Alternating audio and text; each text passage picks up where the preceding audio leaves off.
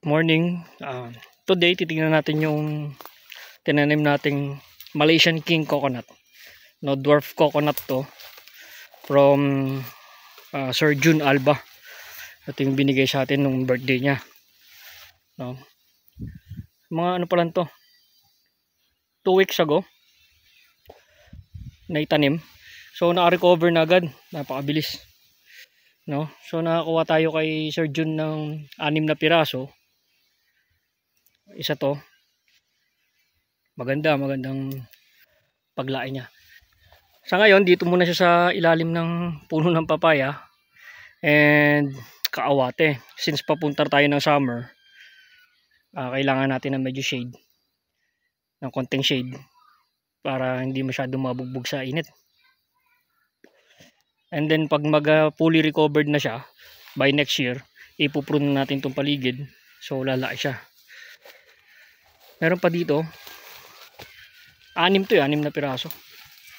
So ito nandito rin sa may ilalim ng kaawate. Ayan siya, no. Maganda na rin, may talbos na, oh.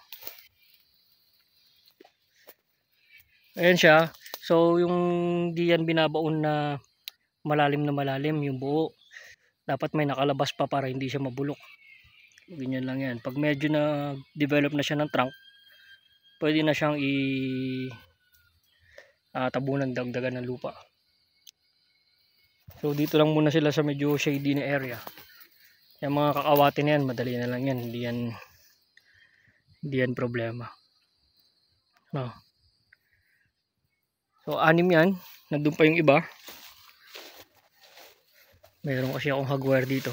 So 6 yan dun. Ayan. Ganda sa may taas, no. Yan, medyo exposed sa araw yan. Kailangan yan i-mulch natin pagdating ng summer para hindi madaling matuyo. Lagyan natin ng mulch and medyo sipag-sipagan lang magtilig. So that's our Malaysian King coconut from Sir Jun Alba.